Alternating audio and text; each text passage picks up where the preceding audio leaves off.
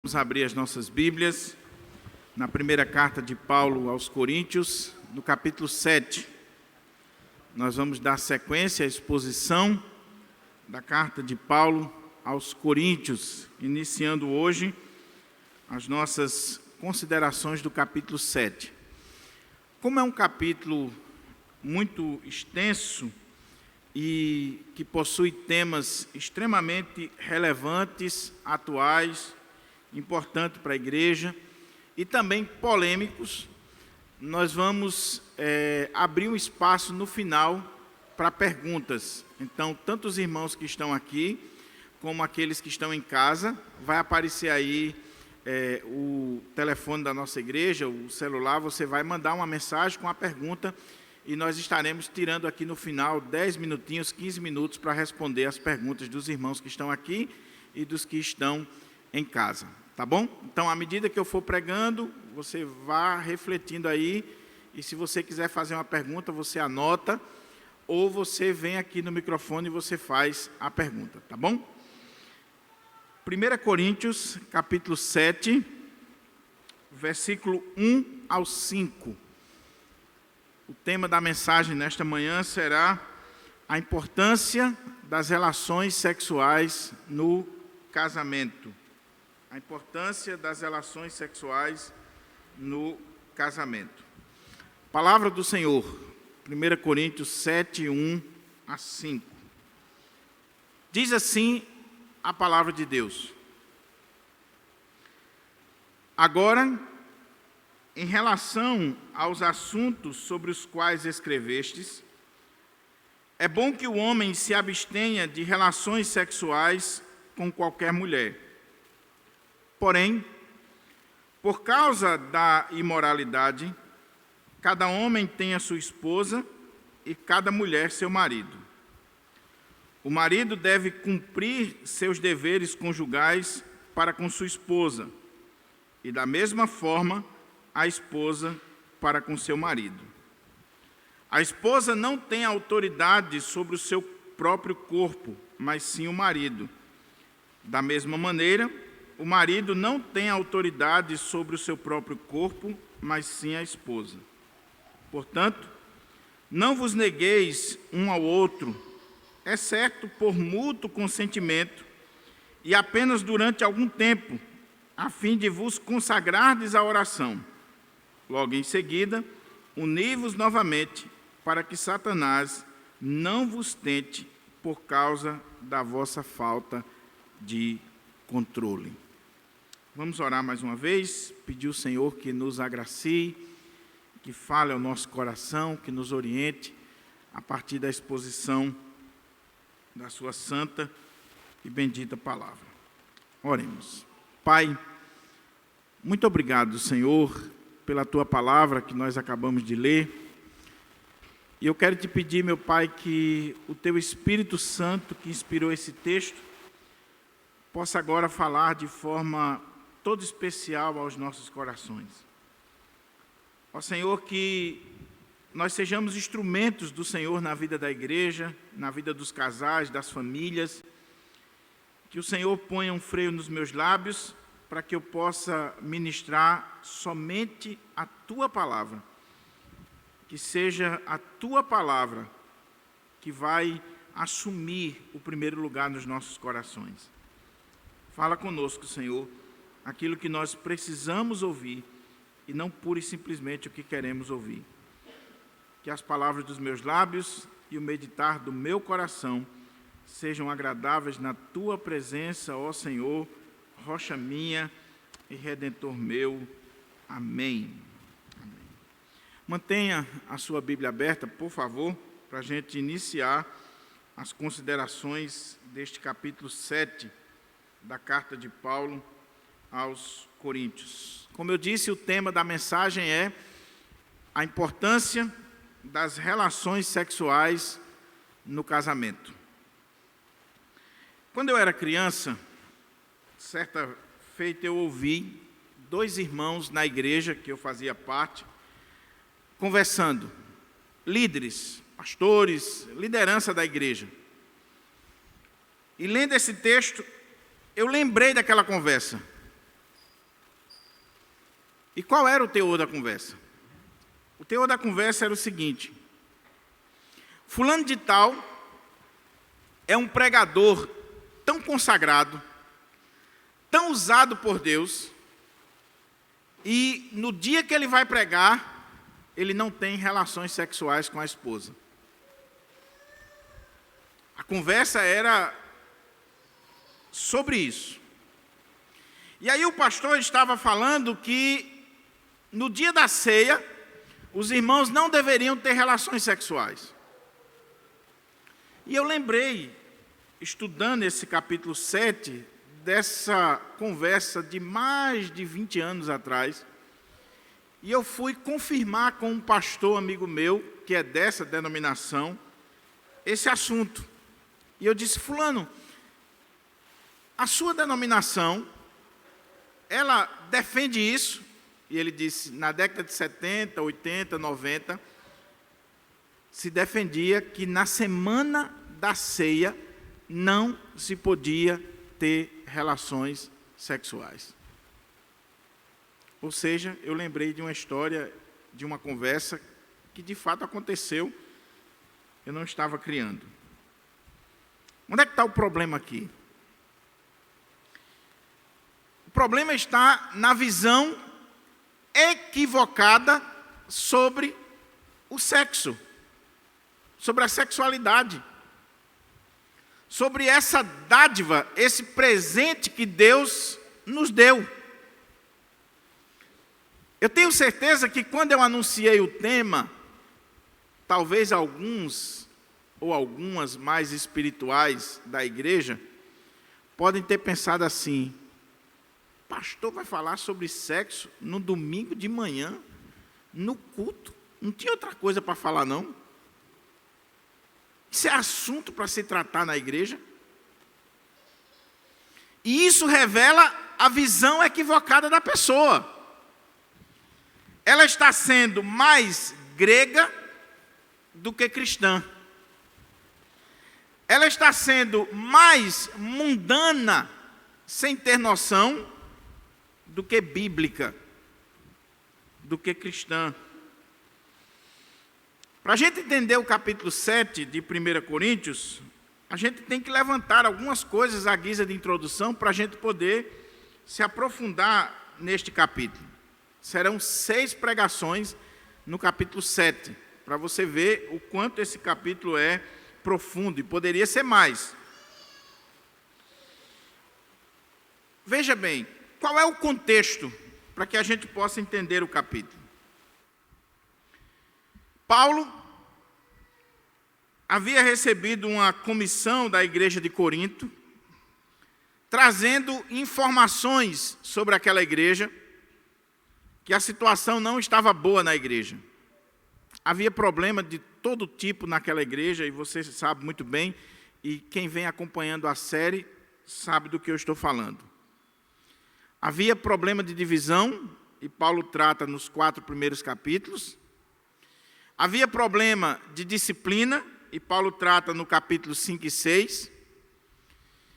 E nesse ponto da disciplina, Paulo está tratando de um assunto extremamente delicado naquela igreja, que era a questão da imoralidade, da porneia, de imoralidade sexual.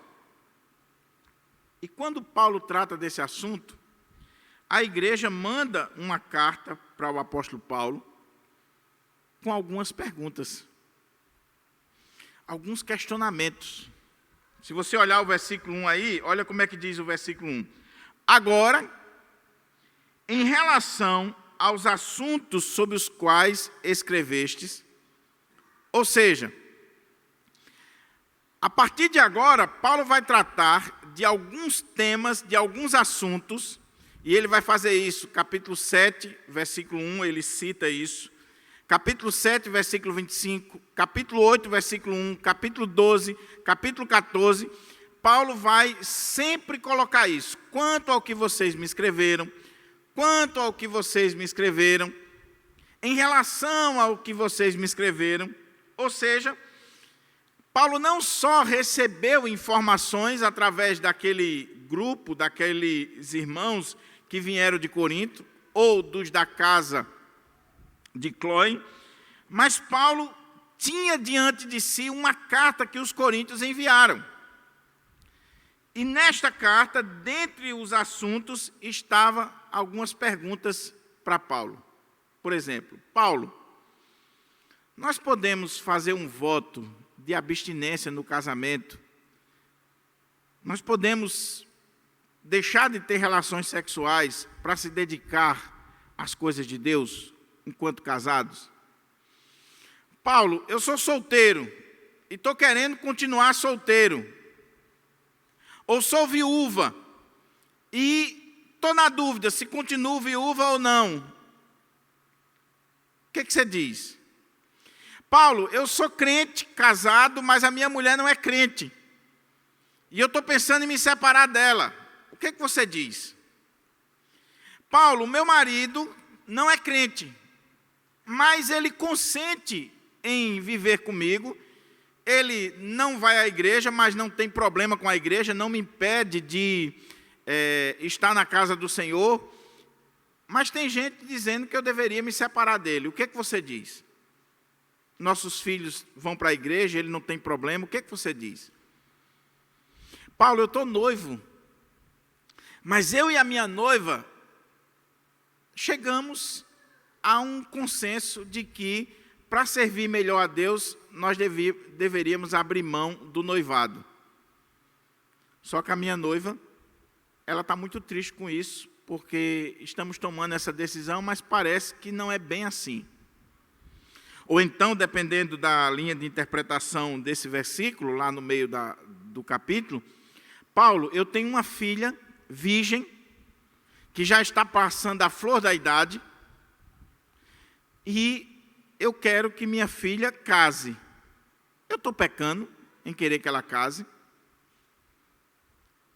Todas estas perguntas Paulo está tratando no capítulo 7. Ou seja, ele tem diante de si uma carta com inúmeras perguntas, com inúmeros questionamentos para responder. Por que os coríntios fizeram esse questionamento? Alguns acham que eles estão questionando a autoridade de Paulo. Lembra que Paulo havia mandado uma carta, capítulo 5, verso 9. Já em carta vos escrevi que não vos associasse com aqueles que são imorais, que são impuros. E quando eu escrevi isso, eu não estava falando dos impuros ou dos imorais deste mundo, mas dos imorais dentro da igreja. Então, naquela carta que Paulo escreveu, Paulo tratou desse tema de imoralidade, de relações sexuais, de impureza. E isso pode ter gerado ou dúvidas ou questionamentos, tendo em vista que a autoridade de Paulo estava sendo questionada naquela igreja. Outros entendem que não, que ainda restava na igreja um respeito, um carinho, um cuidado para com o apóstolo Paulo, a ponto de, com dúvidas, eles estão levantando questões para o apóstolo Paulo. Então, a primeira coisa que nós devemos entender é o contexto. Qual é o contexto? Uma carta que Paulo tem em mãos, oriunda da igreja de Corinto, com inúmeras perguntas relacionadas a casamento, sexualidade, divórcio, novo casamento, viuvez, celibato, noivado e por aí vai. Agora, segunda coisa que eu quero dizer, ainda à guisa de introdução, é que neste capítulo nós não temos toda a teologia de Paulo sobre casamento. Nós não podemos olhar para esse capítulo e dizer que aqui Paulo está tratando de tudo que é relacionado ao casamento, que a teologia de Paulo sobre casamento está aqui. É claro que não. Paulo está respondendo a perguntas circunstanciais que têm a ver com o contexto daquela igreja, e é claro, como ele está sendo inspirado pelo Espírito Santo, pode ser aplicado para nós, mas tem um contexto vivencial. E Paulo não está sendo exaustivo com relação ao tema do casamento. Se você quer entender a teologia de Paulo sobre casamento, você tem que ler esse capítulo, você tem que ler Efésios 5, você tem que ler outros textos das cartas de Paulo que se completam, para você poder entender a questão da teologia paulina sobre casamento. Por que eu estou dizendo isso? Porque esse capítulo aqui, dependendo da interpretação que você tiver dele, você pode ter uma imagem que Paulo é contra o casamento, que Paulo é contra o sexo, que Paulo defende o celibato compulsório, que Paulo tem uma visão completamente negativa do casamento. E não é isso que a Bíblia mostra sobre Paulo. Paulo aqui está sendo pastoral. E é interessante isso, meus irmãos e irmãs, porque nesse capítulo nós vemos o tom mudando, aquele tom mais agressivo, entre aspas, aquele tom mais enérgico dos primeiros capítulos, aqui mudou. Aqui Paulo, por exemplo, ele dá o princípio, ele dá a regra e depois ele dá uma concessão.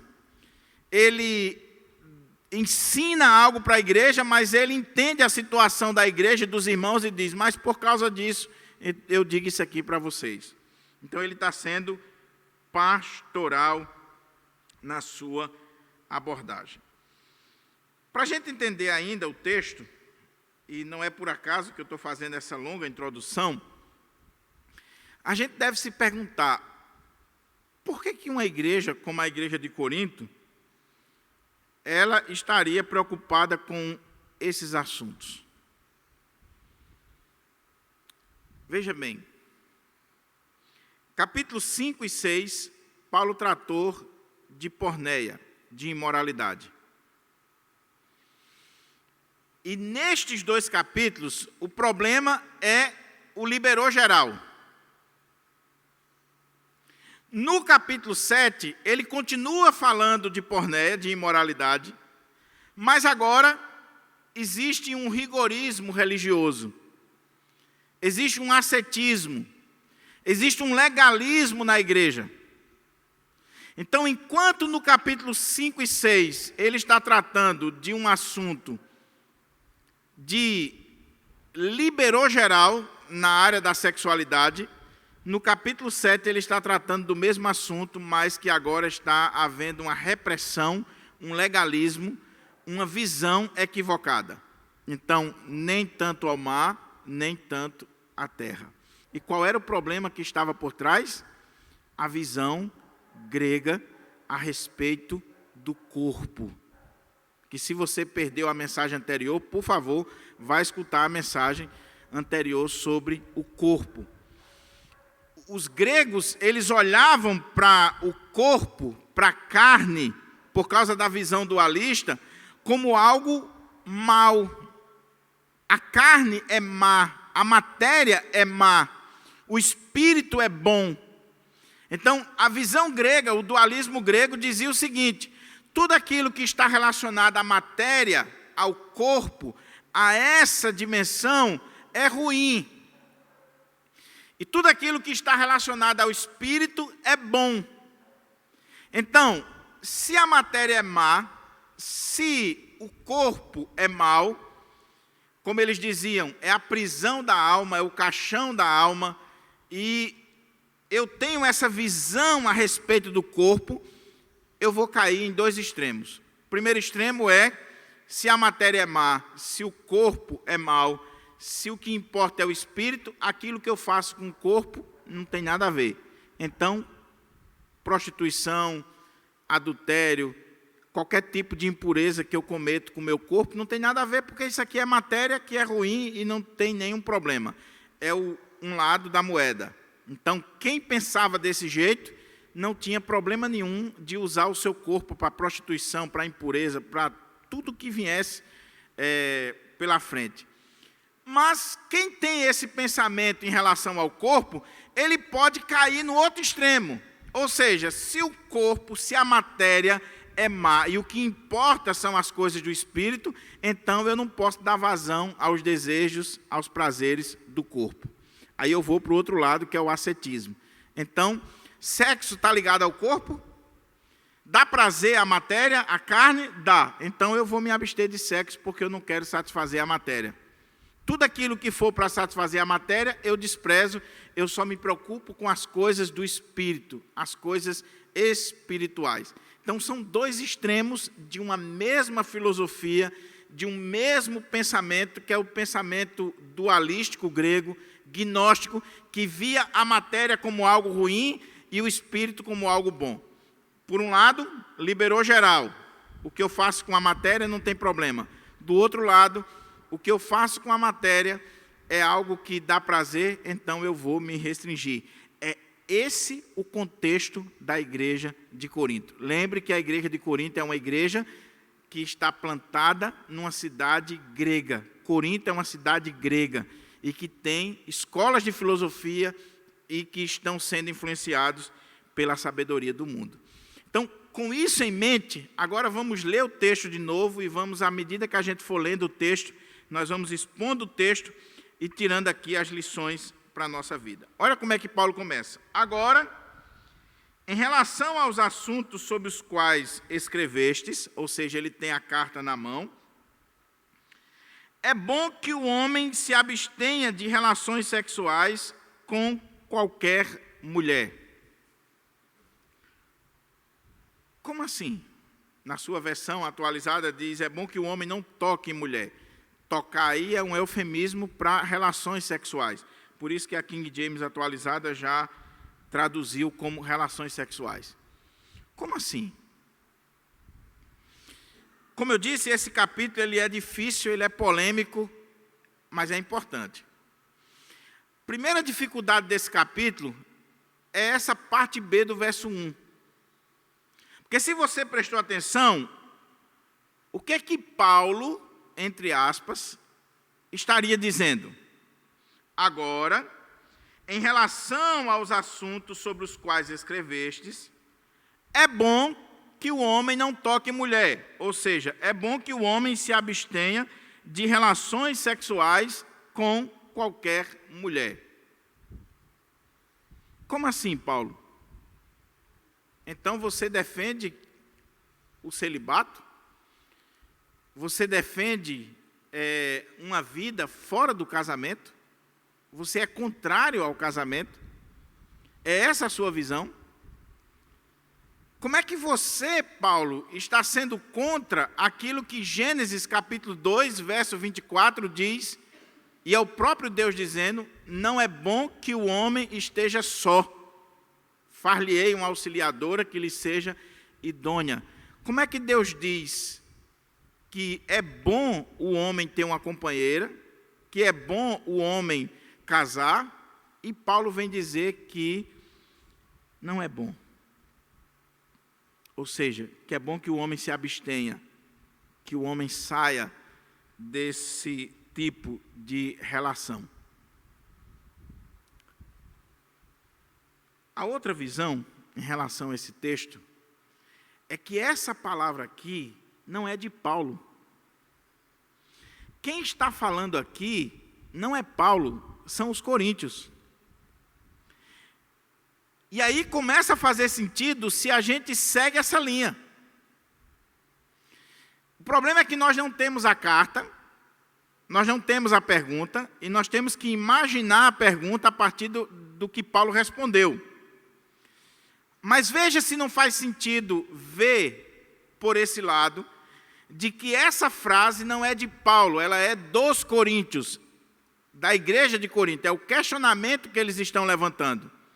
E se você olhar, por exemplo, a Bíblia na linguagem de hoje, NVI, a Nova Almeida atualizada e outras versões, já colocam essa frase entre aspas e destacam essa frase para mostrar que ela não é de Paulo. E Paulo fez isso no capítulo 6, ele vai fazer isso no capítulo 8, ele vai fazer isso no capítulo 10. Ele vai citar os coríntios e vai rebater o pensamento deles. Então, vamos ler agora essa frase como não sendo de Paulo, mas sendo dos coríntios. Olha aqui como é que fica. Agora, em relação aos assuntos sobre os quais escrevestes, aí na linguagem de hoje diz assim, vocês dizem, ou se você tiver com a Nova Almeida vai estar entre aspas, é bom que o homem não tenha relações sexuais com a mulher, ou seja, não toque em mulher. O que é que os coríntios estavam dizendo para Paulo? Paulo, é bom que o homem não toque em mulher? É bom que o homem não tenha relações sexuais com mulher? Também pode ser colocado na forma de uma pergunta. E qual é o problema aqui? O que é que está por trás dessa colocação dos coríntios? Eu defendo que eram os coríntios que estavam falando, porque Paulo não podia ir de encontro à sua herança judaica, a Gênesis capítulo 2 e a toda a teologia dele. Paulo defende, por exemplo, em 1 Timóteo 4, que a doutrina que é contrária ao casamento é de demônios. Então, como é que ele pode dizer lá que quem é contra o casamento é doutrina de demônio e aqui ele ser contrário ao casamento? Detalhe, irmãos, esse texto aqui não está falando de casamento. Algumas Bíblias dão essa impressão e alguns pastores, até autoridades da nossa igreja, defendem assim, mas o texto aqui, se você ler com calma, refletindo, não está falando de casamento nesse primeiro bloco. O texto está falando de relações sexuais dentro do casamento, no contexto do casamento. Ele está falando de pessoas que já são casadas, mas que não estavam se relacionando sexualmente. É só você ler com calma. Então, a discussão aqui não é casar ou não casar. A discussão aqui é, uma vez casados, e aí? É bom que o homem não tenha relações sexuais com a mulher? Que ele não toque mulher? A questão é, por que que essa igreja vai perguntar isso? Lembra o que eu falei anteriormente? Todo esse contexto precisa ser levado em consideração para que a gente entenda o questionamento da igreja de Corinto. Vamos lá. Primeiro, o pensamento grego. O que é que o pensamento grego dizia? A matéria é má, o espírito é bom. Se a matéria é má, então eu não vou dar prazer a essa matéria. Eu vou para o ascetismo. Segunda coisa que pode ter motivado essa pergunta, o contexto de imoralidade da própria cidade de Corinto e a carta que Paulo mandou. Ou seja, Paulo foi tão duro e tão contundente com relação à questão da imoralidade, do sexo e dos assuntos relacionados à porneia, no capítulo 5 e 6, e na carta que ele enviou à igreja, que os irmãos começaram a dizer assim, espera aí, se é desse jeito, se o sexo é tudo isso, se a imoralidade é dessa forma, e o contexto que nós vivemos é desse jeito, então é melhor parar de se relacionar sexualmente, é melhor não ter relação com mulher nenhuma, e até mesmo aqueles que são casados deveriam fazer um voto de celibato e se separar da sua esposa, porque sexo é coisa da carne, da matéria, é coisa ruim. Mas graças a Deus que eles mandaram a carta para Paulo. A outra possibilidade dessa pergunta aqui, desse questionamento que está sendo levantado para Paulo, alguns estudiosos dizem que o contexto do capítulo 7 responde. Havia uma dificuldade muito grande naquela época, na cidade de Corinto, questões financeiras, questões materiais, e Paulo vai tratar disso principalmente no meio do capítulo, a partir do verso 17 até 24, onde ele vai falar da situação da época, e isso pode ter motivado alguns irmãos da igreja a dizer o seguinte, ora, se nós tivermos relações sexuais, nós vamos gerar filhos. Gerando filhos, nós vamos ter despesa e nós vamos ter problemas. Então, como não tinha os métodos anticoncepcionais que nós temos hoje, qual era o método mais seguro? Parar de fazer sexo. Então, alguns estudiosos dizem que, por uma questão de controle de natalidade, irmãos da igreja de Corinto, casados, estavam dizendo assim: é bom não ter relações sexuais. Porque se tiver relação sexual, a gente corre o risco de ter filhos, então a gente ou vai para o aborto, ou vai ter um bocado de menino e ter despesas terríveis. Então, é melhor não fazer sexo. E, por último, Dr. Gordon Fee, ele diz que a gente pode levar tudo isso em consideração, mas o problema principal que estava gerando essa mentalidade na igreja era o problema da espiritualidade exacerbada, que ele chama de homens escatológicos e mulheres escatológicas. Qual é o ponto aqui? Irmãos, você pode estar tendo uma experiência tão grande, tão profunda com as realidades espirituais, com o Espírito Santo, não resta dúvida, com as coisas de Deus, que se você não for doutrinado biblicamente da forma correta, você pode cair no extremo de começar a desejar ou a ser uma pessoa tão espiritual, tão crente, tão cheia de Deus, tão cheia de Bíblia, de oração, do Espírito Santo, que você vai dizer assim: eu estou bem com meu Senhor, estou bem na minha vida espiritual, eu não preciso de sexo. Mesmo sendo casado. E aí, Dr. Gordon Fee diz que alguns homens, começa com os homens, em Corinto, tiveram uma experiência de conversão tão profunda e começaram a se achar tão espirituais que não estava mais procurando a esposa. Só queria orar, só queria ler a Bíblia, só queria cantar louvores, só queria estar no culto adorando o Senhor, mas não estava cumprindo o dever de casa. Algumas mulheres eram tão espirituais, a SAF de Corinto era tão espiritual, que elas tinham reunião toda semana, mas a irmãzinha não estava cumprindo o seu dever com o seu marido. E eles, é só você ler a carta aos Coríntios, que você vai ver que realmente essa espiritualidade exacerbada, essa visão equivocada da vida espiritual e principalmente da escatologia, ou seja, qual era o ponto aqui, meus irmãos? Nós já estamos no nível dos anjos, nós já falamos até a linguagem dos anjos. Anjo não se relaciona sexualmente, então para que a gente quer sexo? Nós já somos tão espirituais que nós falamos a língua dos anjos, nós profetizamos, nós oramos, nós falamos com Deus. Então, coisa da carne. Lembra da história que eu contei no início? Fulano é tão espiritual, é tão usado por Deus, é um pregador tão ungido que no dia que ele vai pregar, ele não tem relação sexual com a esposa. Aí o cara casou a ideia. Ele não tem relação, por isso que Deus usa ele de forma mais poderosa. Nós vamos ter a Santa Ceia da igreja, então durante essa semana ninguém pode fazer sexo, porque nós devemos estar puros para a ceia do Senhor. Antes da ceia, meu irmão, você se relacionou sexualmente, que é isso? Uma visão equivocada, não só da espiritualidade, como do sexo.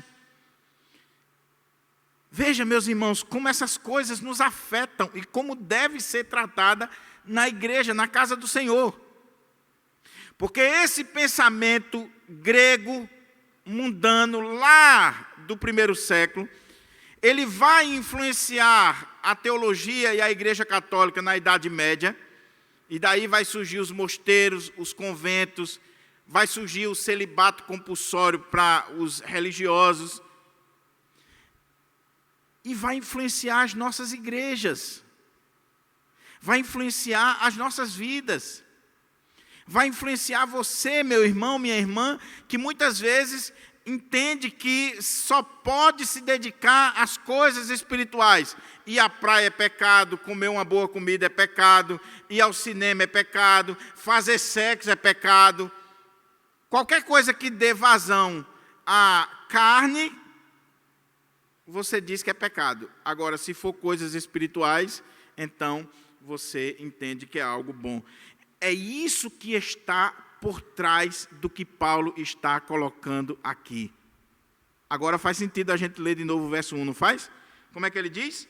Agora, em relação às coisas que vocês me escreveram, vocês estão dizendo que é bom para o homem se abster de relações sexuais com qualquer mulher. Vocês estão dizendo, por causa de tudo isso que está em volta, vocês estão dizendo que é bom para o homem se abster das relações sexuais, não tocar em mulher. E homem aqui é homem e mulher, é aplicado para os dois. Aí Paulo diz, porém, mas, por causa da imoralidade, e imoralidade aqui, porneia, está no plural, por causa das imoralidades, cada homem tem a sua própria esposa e cada mulher o seu próprio marido.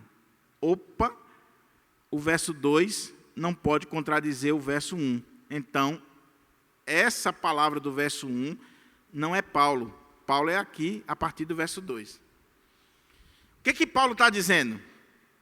Igreja de Corinto, vocês colocaram na carta que é bom para o homem não tocar em mulher, não se relacionar com mulher. Vocês estão defendendo isso.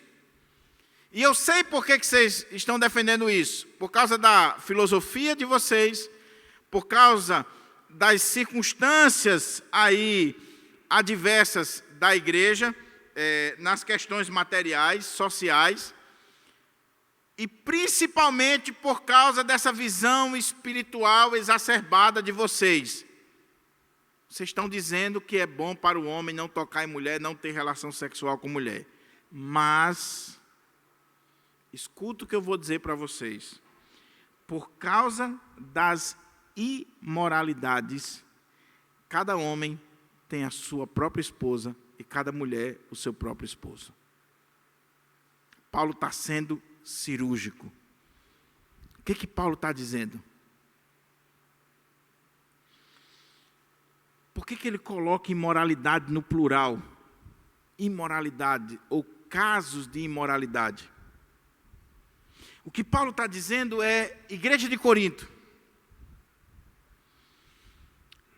vocês estão fazendo um voto, ou vocês estão tomando uma decisão de tolo, e vocês não estão levando em consideração o contexto difícil que vocês vivem. Lembra do que eu já falei no capítulo 5? Lembra do que eu já falei no capítulo 6?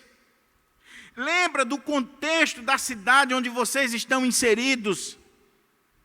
Uma cidade promíscua, uma cidade imoral, uma cidade onde existia templos dedicados à prostituição cultural. Lembra de todo o contexto que vocês estão vivendo? Como é que um casal casado, ele está falando aqui de casais casados, por favor. Como é que um casal, crente, casado, legalmente, tudo certinho, vão fazer esse compromisso de não ter mais relações sexuais, de não tocar em mulher ou a mulher tocar no homem? Como é que vocês vão fazer isso, sabendo dos casos de imoralidade que tem dentro da igreja e na cidade de Corinto? Como é que vocês podem tomar essa decisão? Olha, porém, por causa da imoralidade ou dos casos de imoralidade, haviam inúmeros casos dentro da igreja e fora da igreja.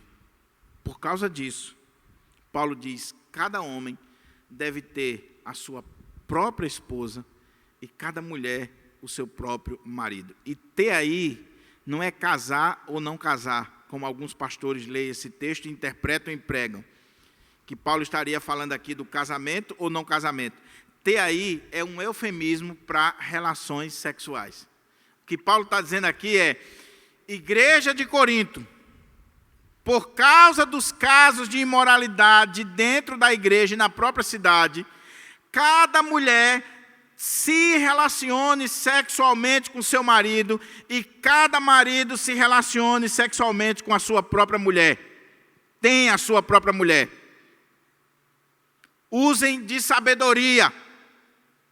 Vocês estão vendo a pancada que está aí dentro da igreja, imoralidade desenfreada. Vocês estão vendo os casos. Vocês estão vendo o problema lá fora. E vocês vão abrir uma brecha dessa, que ele vai mostrar mais na frente, para Satanás? Meus irmãos, isso aqui é muito sério. Porque aquela igreja estava fazendo um compromisso, um voto de tolo. Aqueles irmãos, aquelas irmãs super espirituais estavam tomando uma decisão, ou querendo tomar uma decisão, que iria levar o outro para o pecado. O que está por trás aqui? Paulo está dizendo assim, para um pouquinho para ver onde é que vocês estão, gente. O contexto que vocês estão inseridos. Como é que vocês vão se abster de relações sexuais com a igreja pipocando de imoralidade? O mundo, a cidade. Como é que vocês vão fazer isso? Aí ele diz, cada mulher tenha o seu próprio esposo e cada homem a sua esposa. Ele defende o casamento monogâmico, heterossexual. Ele defende a importância das relações sexuais no casamento. Por que é importante a gente entender aqui que necessariamente Paulo está falando sobre relação sexual no contexto do casamento e não necessariamente de casar ou não casar? Porque tem pastor que quando prega esse texto, ele diz o seguinte, olha irmãos, por que você deve casar? Por causa da imoralidade. Por causa da imoralidade, então você deve casar. Para resolver esse problema. E seria um motivo assim muito chulo para o casamento. Paulo vai dizer em Efésios que nós devemos casar por causa do amor. E devemos amar a nossa esposa como Cristo amou a igreja e a si mesmo se entregou por ela. Eu não caso pura e simplesmente para resolver um problema sexual. Eu caso porque eu amo o meu cônjuge. Agora, é interessante que na nossa cultura, e Timothy Keller no livro dele, O Significado do Casamento, ele diz isso, que as pessoas casam simplesmente para resolver um problema sexual. Porque quer sexo. É só isso. É como aquele irmão, né, que uma vez eu ia fazer o casamento de um camarada, e quando ele deu entrada no cartório, ele ligou para mim dizendo assim, pastor, já posso desfrutar das delícias do casamento antes da cerimônia? Eu disse, você é um miserável, espere mais uma semana, seu miserável. Você vai ter a vida toda. Paulo está falando aqui que no contexto do casamento, não faça esse voto ou não tome essa decisão de não ter relações sexuais por causa dos casos de imoralidade. Aí, olha o que ele continua dizendo. Agora ele vai falar, e esse texto, meus irmãos, é importante, porque muita gente tem uma visão de Paulo como misógino, como machista, como retrógrado, que não valoriza a mulher. Aí você vê que no texto, Paulo fala sobre os deveres mútuos. Paulo dá ênfase tanto ao homem como à mulher. Os dois têm direitos no casamento. Então destrói essa visão de Paulo que se coloca aí. Então Paulo vai dizer o seguinte, olha, vocês estão dizendo isso, e eu estou dizendo a vocês que não ande por esse caminho por causa da impureza, da imoralidade, dos casos de imoralidade. Segunda coisa que eu quero dizer para vocês, que quando vocês se casaram, vocês têm deveres a cumprir. Vocês têm uma dívida para com o outro. Preste atenção isso aqui, principalmente quem ainda vai casar. Quem já está casado, peça a misericórdia de Deus agora. Qual é o ponto aqui? Olha o que ele diz. O marido deve cumprir seus deveres conjugais para com sua esposa. E da mesma forma, a esposa para com seu marido. Na versão atualizada diz que o marido conceda à esposa o que lhe é devido. O texto grego fala de dívida.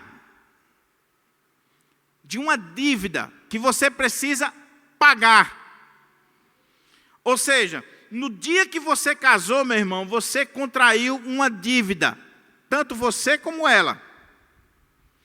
E Paulo está dizendo que você tem que cumprir com os seus deveres. Pague a dívida. Então ele diz, o marido deve cumprir seus deveres conjugais para com sua esposa. Começa com o homem. Pague a dívida para com sua esposa. O que Paulo está dizendo é, não tem essa história de eu me converti, estou cheio do Espírito, só quero orar, ler a Bíblia, ir para a igreja, sou um homem de Deus, espiritual e tal, não quero sexo. Paulo diz, nada disso, você tem uma dívida para com sua esposa quer sexo, você tem que pagar a dívida para ela. Você contraiu uma dívida. Então, os homens aí de Corinto que estão fazendo esse voto besta, que estão indo por esse caminho, além da questão da imoralidade que vocês podem cair e vão cair, vocês se lembrem que quando casaram, vocês contraíram uma dívida. Pague a dívida. Cumpra os seus deveres conjugais. Vocês têm deveres para com sua esposa. E aqui é sexo mesmo, meu irmão. Ele diz, e a esposa para com o marido. O que Paulo está dizendo é, minha irmã, não venha com essa conversa que você está orando, jejuando, é uma campanha da safra, não sei o quê. Pague a dívida com seu marido. Não deixe de pagar a sua dívida.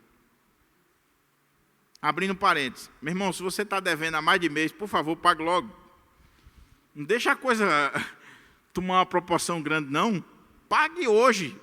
Pastor, eu vou pagar logo hoje. Depois do almoço, à tarde, eu vou pagar aí essa dívida, eu vou botar em dia a minha dívida. Brincadeiras à parte, veja o que Paulo está dizendo.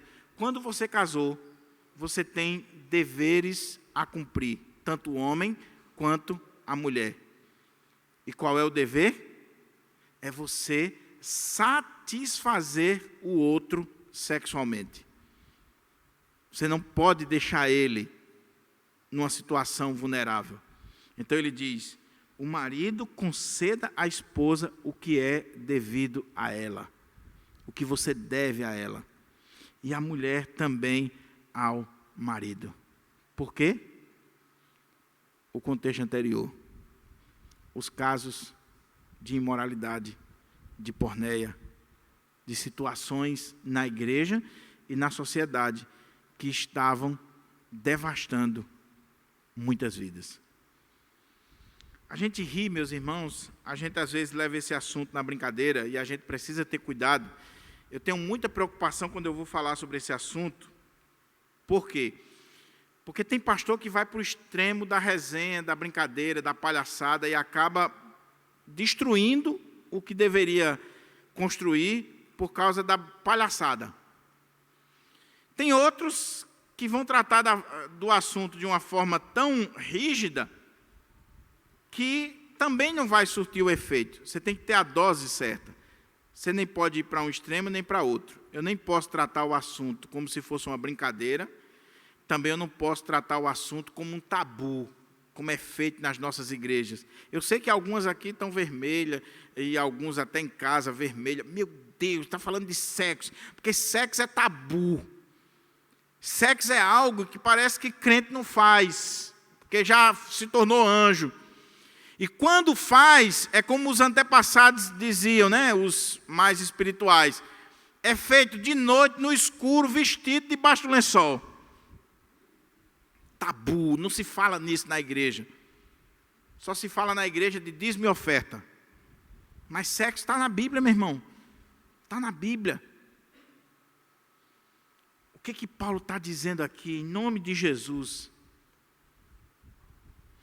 Quando você não paga a dívida para com sua esposa ou para com seu esposo, você está deixando o seu cônjuge vulnerável aos casos de imoralidade, de porneia, as situações que Paulo falou anteriormente. É claro, meus irmãos, isso aqui não é uma regra absoluta. Tem cabra safado que a mulher está em dia com ele, não se nega a ele, e ele vai buscar lá fora. Aí é o safado.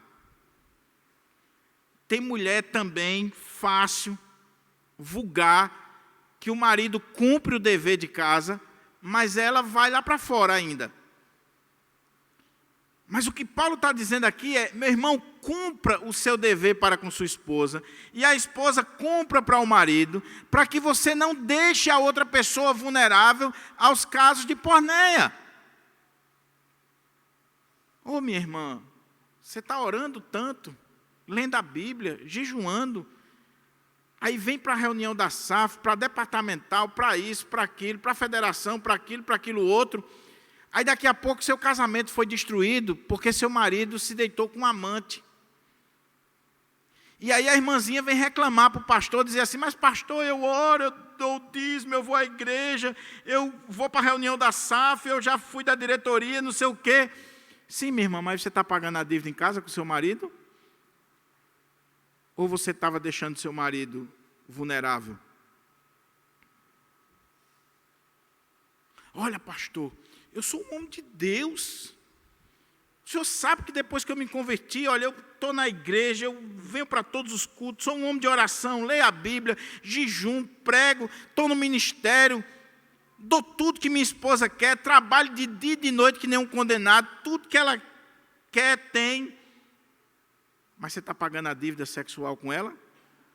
Ou você passa meses, até anos, sem ter relação com sua esposa? E aí ela está vulnerável. E cá entre nós, meus irmãos, não venha com essa história de que você está cheio do Espírito. Isso aqui é carne, é hormônio.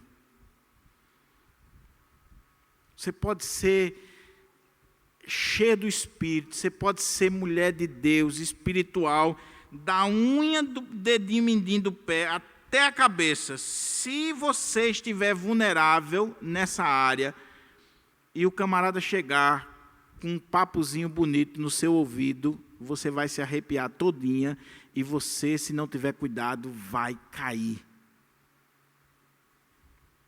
Você pode ser pastor, meu irmão, de 50 anos de ministério, que ora o dia todinho, que já leu a Bíblia, que fez seminário, doutorado.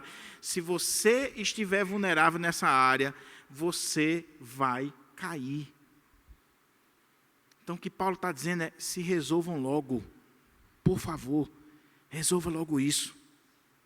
Pague logo essa dívida. Põe em dia.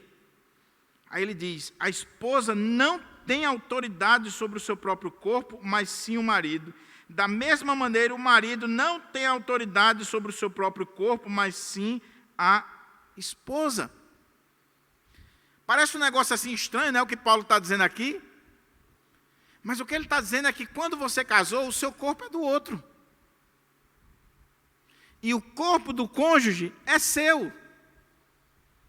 E aqui, meus irmãos, por favor, quando a gente lê o texto, numa leitura apressada, pode dar aquela ideia assim, está vendo aí, ó? O pastor falou, viu? Paga a dívida comigo, viu, sua miserável. Ou, olha, seu miserável, você viu o sermão do pastor? Você tem que pagar a dívida comigo. Não, é o contrário. Olha, eu tenho que pagar a dívida com você. Olha, eu tenho sido relapso com você. E eu tenho que pagar a dívida com você. É você olhando para o outro, a necessidade do outro. Quando acontece isso, meus irmãos, o casamento é uma bênção.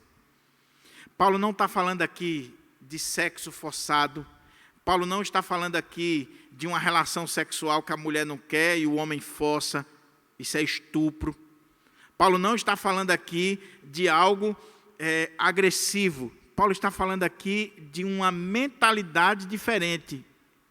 Eu sei que a minha esposa pode estar vulnerável porque eu não estou cumprindo o meu papel. Então, eu vou pagar a dívida com ela. A minha esposa está olhando para mim e dizendo, meu marido pode estar vulnerável por eu não estar cumprindo o meu papel, eu vou pagar a dívida com ele. Por quê? Porque quando eu casei, o meu corpo não é mais meu, é dele. Eu não tenho autoridade sobre o meu corpo. É ela que tem, ou ele que tem. Então, pertence a ele. O que Paulo está dizendo? Essa historinha aí de que não é bom que o homem toque mulher, não tenha relações com mulher, no contexto do casamento, pode botar por terra. Então, não pode ser de Paulo. Pode cair fora. Porque o que Paulo está dizendo é, o corpo do cônjuge pertence ao outro. Então, meu irmão e minha irmã, reflita sobre isso. Reflita sobre isso. Mas olha o que estava acontecendo ainda aqui, que Paulo vai falar. Aí ele diz, portanto, não vos priveis, não vos negueis um ao outro. É interessante aqui, meus irmãos, a palavra que ele usa para privar, negar, que em algumas versões também coloca não defraudeis. Sabe por quê? Porque a palavra que Paulo usa no texto grego é para roubo. Quando você não cumpre o seu dever conjugal, da relação sexual, você está defraudando a outra pessoa, você está roubando dela o direito dela. Casou, tem direito ao sexo, está no pacote. Então não tem essa história de que, não, mas agora o corpo é meu, eu faço o que eu quero e eu não quero relação com você. Não, o corpo da mulher é do marido e o corpo do marido é da mulher. Não, mas eu tomei a decisão. Você não pode tomar essa decisão. Biblicamente falando, você não pode nem deveria tomar essa decisão, tendo em vista as inúmeras coisas que colocou aqui. E além disso, se você toma essa decisão, por mais nobre que seja a causa, porque tem gente que vai se dedicar a um trabalho, se dedicar a isso, aquilo, outro, por mais nobre que seja a causa, você tem que ter cuidado para você não estar roubando ou tirando o direito do outro. Não é uma decisão unilateral. Não é uma decisão que um cônjuge só toma. Porque se você faz isso, você está defraudando, você está privando, você está roubando o direito do outro. Então ele diz assim, portanto, não vos negueis ou priveis um ao outro, exceto por mútuo consentimento. Aí veja a concessão que Paulo está fazendo. Igreja de Corinto, irmãos, vocês me escreveram que não é bom que o homem tenha relações sexuais com a mulher. Eu digo para vocês, não vão por esse caminho, por causa da impureza, da imoralidade, da prostituição, dos adultérios, dos casos que tem aí na igreja e na sociedade. Outra coisa, eu digo para vocês que o homem deve ter relação com a sua própria mulher, é a sua mulher, meu irmão. E que a mulher tenha relação com o seu próprio marido, é com o seu marido. E que entendam que o corpo de um é do outro. Agora, se vocês querem fazer um jejum de sexo, que seja por mútuo consentimento. Não pode ser uma decisão unilateral. É o homem e a mulher chegar e dizer, minha filha, vamos fazer o seguinte, eu estou trabalhando num projeto, eu estou escrevendo um livro, eu estou fazendo isso, estou fazendo aquilo, olha, eu estou com a mente tão assim, que eu não estou tendo cabeça para outra coisa. Ô, meu filho, eu entendo você, então, durante essa semana não tem nada. Ou então a irmã chegou em casa e disse assim, meu filho, na reunião da SAF, foi tomada uma decisão que durante uma semana nós vamos ter um jejum completo, inclusive de sexo. Você concorda? Não é porque foi decidido na SAF, não. É se o seu marido concorda. Concordo, minha filha, eu acho que é importante para a gente, para o nosso casamento, para a nossa vida. Então, vamos passar uma semana sem se relacionar, para a gente se dedicar a isso, com sentimento mútuo. E Paulo diz, para vos dedicardes à oração, às coisas de Deus, coisas nobres, coisas de Deus. Talvez a grande questão que estava por trás era essa. Nós queremos orar mais, nós queremos buscar mais a Deus, ler mais a Bíblia, participar mais da igreja, da casa do Senhor. Aí Paulo diz, ok, estão de comum acordo? É mútuo consentimento? Então, que vocês conversem, cheguem ao acordo, e aí vocês vão se dedicar à oração. Mas veja a ressalva de Paulo. Veja a iluminação do Espírito Santo e veja o quanto esse texto é atual. Aí ele diz, portanto, não vos negueis um ao outro, exceto por mútuo consentimento, e apenas durante algum tempo, a fim de vos consagrardes à oração. Logo em seguida, é por pouco tempo, meu irmão, não faça esse voto por muito tempo, não. Logo em seguida, uni-vos novamente, ou seja, volte a ter relações sexuais, para que Satanás não vos tente por causa da vossa falta de controle ou da incontinência. Olha como a palavra de Deus é atual. Paulo não está sendo contra a relação sexual quando ela vai passar um período sem acontecer. A abstinência no casamento. Para se dedicar à oração, ok. Aí ele diz, mútuo consentimento. Os dois combinaram, beleza, não pode ser unilateral. Segundo, é para se dedicar às coisas de Deus, ok. Terceiro, faça isso por pouco tempo. Não venha com um jejum de 1 mês, de 6 meses, de 1 ano. Não venha com isso, não. Para que Satanás, que é oportunista e sabe entrar exatamente na brecha, ele não tente vocês por causa da incontinência ou da falta de controle. O que poderia acontecer em Corinto e que acontece hoje? As irmãzinhas lá de Corinto, ou os irmãos, vamos orar. Vamos buscar a Deus, vamos ler a Bíblia, vamos se consagrar. Vamos lá. 1 semana, 2, 3. Cheio da graça, cheio do Espírito. Aí está andando na rua de Corinto, começa a ser tentado. Ou até mesmo dentro da igreja, na reunião de oração. Já está cobiçando uma irmãzinha dentro da igreja ou um irmão. Por quê?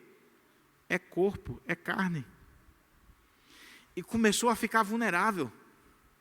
E a incontinência vai gerando aqui essa perca do controle. Você vai começando a perder os freios, a abrir mão de algumas coisas. E aí uma irmã foi simpática com você, apertou sua mão, riu, lhe abraçou, deu uma palavra, mas você já está meio assim fraco, vulnerável, você já entendeu por outro lado. Ou vice-versa. E Satanás diz, é aqui que eu vou cirandar. Vou tentar essa pessoa. Eu falei do retiro dos pastores, né? Na mensagem passada. Eu estava vendo uma mensagem do reverendo Augusto Nicodemos, que ele conta a história com outro viés, que também é interessante. Então, para não repetir a primeira, eu vou contar a ilustração que Augusto Nicodemos contou. Ele disse que tinha um empresário na igreja que gostava de pesca em alto mar. E aí ele ia pescar, passava 1 semana, 2, pescando em alto mar. Ia no barco, levava uma cozinheira da igreja, que eu não vou dizer nome, para não dar problema, mas levava uma irmã da igreja que era feinha, desdentada, aquela coisa terrível, a pobrezinha era feinha demais. Mas ele levava, porque ia passar 2 semanas num barco, em alto mar, os irmãos da igreja, presbítero, diácono, para não ser tentado, eles levavam a irmã. Aí passava 1 semana, 2. O pastor resolveu chamar o irmão para conversar. Disse, meu irmão, vem cá, estou preocupado com você. Disse, o quê, pastor? Disse, meu irmão, eu sei que você é rico, você tem dinheiro, você tem uma família e tal, mas eu acho que esse negócio não está legal, não. O quê? Você vai para alto mar pescar e passa 2, 3 semanas lá. E a sua família, e a sua esposa? E cumprir o dever, pagar a dívida? Aí ele disse, pastor, não se preocupe não, que eu sei a hora de voltar. O pastor disse, meu irmão, como é que você sabe a hora de voltar? Aí ele disse, quando fulana está ficando bonita para mim. Aí eu digo, bota o barco de volta. Pega o barco para casa. Começou a ficar vulnerável, meu irmão, e a outra pessoa está começando a ficar bonita para você, ou lhe atraindo, cai fora, porque vai cair. Está claro ou precisa botar a legenda? O que Paulo está dizendo aqui, e eu concluo, é que cuidado com essa falta de relação sexual no casamento, porque o diabo, que é oportunista, ele pode entrar exatamente nessa brecha e destruir você, e destruir sua família, e destruir seu ministério, destruir sua casa. E quando nós vamos avaliar um caso no conselho, meus irmãos, como pastores e presbíteros da casa do Senhor, a gente tem que levar tudo isso em consideração. Porque a igreja tem a tendência de julgar só quem caiu no adultério. O irmão caiu ou a irmã caiu. A gente tome pedra, a gente disciplina, às vezes expulsa da igreja, fala mal, os comentários ficam o mais triste do mundo. Mas como eu disse, não justifica. Caiu, meu irmão, você pecou e você tem que arcar com as consequências do seu pecado. Não justifica. Tem que ser punido. Agora, muitas vezes, o homem ou a mulher entrou naquela situação que não deveria ter entrado, porque o seu cônjuge deixou ele vulnerável e na mão de Satanás. A irmãzinha não chegava junto do marido e o coitado trabalhando com a secretária cheirosa, bonita, com as pernas de fora, e ele dobra o joelho todo dia orando, mas todo dia ele está do lado dela, meu irmão. E ela sacou que ele está vulnerável e ela vai dar em cima. E vai conseguir. E vai conseguir. O que Paulo está dizendo é, igreja de Corinto, vocês estão numa cidade com 2 portos, com marinheiros do mundo inteiro, com gente oriunda de todos os lugares, gente rica, prostíbulos, templos, prostituição cultural, e vocês estão fazendo isso. Aí sabe o que vai acontecer? Você, minha irmãzinha, quando você menos esperar, você vai estar na cama com um desses marinheiros aí de Corinto. Você, meu irmão, pastor, presbítero, diácono, membro da igreja, quando você menos esperar, você vai estar na cama com uma dessas prostitutas aí de Afrodite, do templo de Afrodite, ou do mundo, e você destruiu sua vida. Então, resolva logo. Resolva logo. Comece, a partir de hoje, a quebrar esse voto maligno de não ter relação sexual. Casou, tem que ter relação. Casou, tem que pagar a dívida. Casou, tem que se preocupar com o outro. Tem que investir no outro. Tem que ter relações no casamento para que Satanás e os casos de imoralidade não venham sobre você. Ou seja, para a gente concluir, eu sempre gosto de dizer isso, às vezes sou mal interpretado. Meu irmão, você está namorando? Você está noivo? Você vai casar? Converse com a outra pessoa, inclusive sobre isso aqui. Avalie a outra pessoa. Porque depois que casar, meu irmão, você descobrir que a pessoa não gosta de sexo, ou que a pessoa tem o dom do celibato, ou que a pessoa não está nem aí com essa área, você vai sofrer, meu irmão. Você vai sofrer, minha irmã. Ah, pastor, eu casei, mas meu marido... Você está achando que isso não acontece, não? É assim, ó. Pastor, eu estou desesperada. Meu marido passa 1 ano, 2, sem me procurar. E eu não sei o que fazer. Já pedi para ele conversar com o senhor, já pedi para ele ir no médico, já pedi... Não sei o que fazer. O cara não está nem aí, ele não tem problema. Às vezes é uma questão hormonal, às vezes é uma questão que ele tem o dom do celibato, eu vou tratar hoje. Às vezes é porque ele perdeu mesmo o interesse pela mulher, mas a mulher está desesperada. E é crente, é uma serva de Deus. Então, meu irmão, converse, resolva. Seu marido não está lhe procurando, minha irmã, tenha coragem de conversar com ele. Se é questão de saúde, leve ele no médico, peça a ele para ir. Cuide dele, mas não fique vulnerável.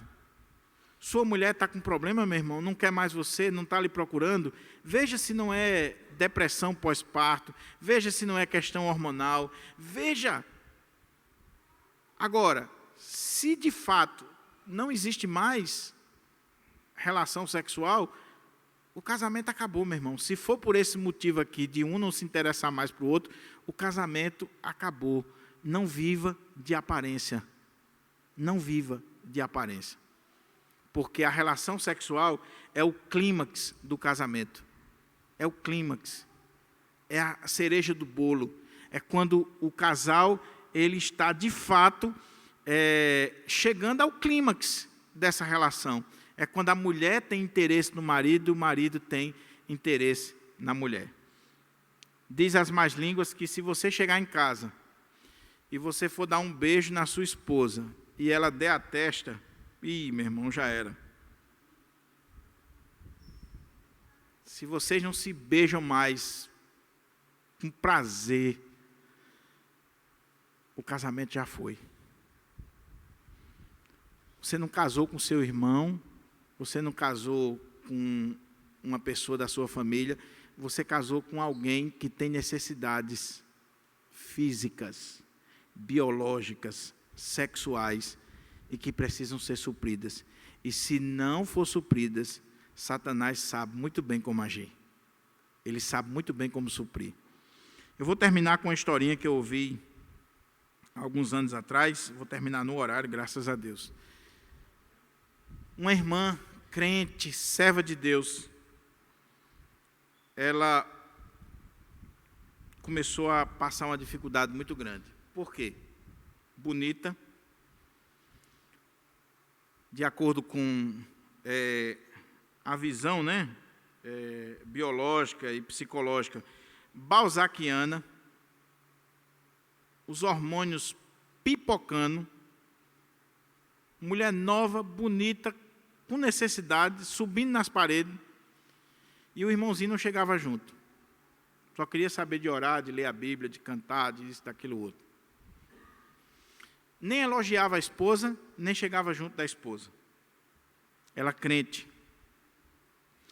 Aí, ela sai de casa para o trabalho e tem um vizinho, já coroa, malandro, servo do capeta, que quando ela passa, ele diz assim: fulana, você está muito bonita hoje. Que cabelo lindo. Ela passou de novo, ele: fulana, você está muito cheirosa. E começou. O marido em casa, o banana, o babaca, mesmo sendo pastor, presbítero, diácono, o que for, meu irmão, não elogiava a esposa, não chegava junto, e a mulher sendo tentada. Você sabe o que aconteceu? Eu estou citando um caso real, meus irmãos, que aconteceu fora daqui. Um dia a mulher parou para conversar com aquele malandro e terminou no motel. Quando ela caiu a ficha, já estava feita a desgraça. Ela pecou, ela errou, ela deve ser punida, sim. Mas o marido dela também deveria ser disciplinado, deveria ser exortado, porque ele deixou a esposa nessa situação vulnerável. Então, que Deus tenha misericórdia de nós. Que Deus tenha misericórdia da igreja do Senhor. Que a gente se volte para textos como esse e não tenha medo, não tenha vergonha, não tenha pudor nesse sentido. tabu, de ler um texto como esse, de expor, de meditar, de fazer uma reunião de casais, de conversar sobre esse assunto, de abrir o coração e de resolver essa situação na casa do Senhor. Que Deus guarde o meu casamento, o seu casamento. Que Deus guarde a nossa família. Que Deus guarde você, meu irmão, minha irmã. E se você está devendo, paga a dívida. Dá tempo de pagar ainda hoje. E não pague em prestações, não. Pague logo de uma vez. Vamos orar? Vamos pedir que o Senhor nos ajude.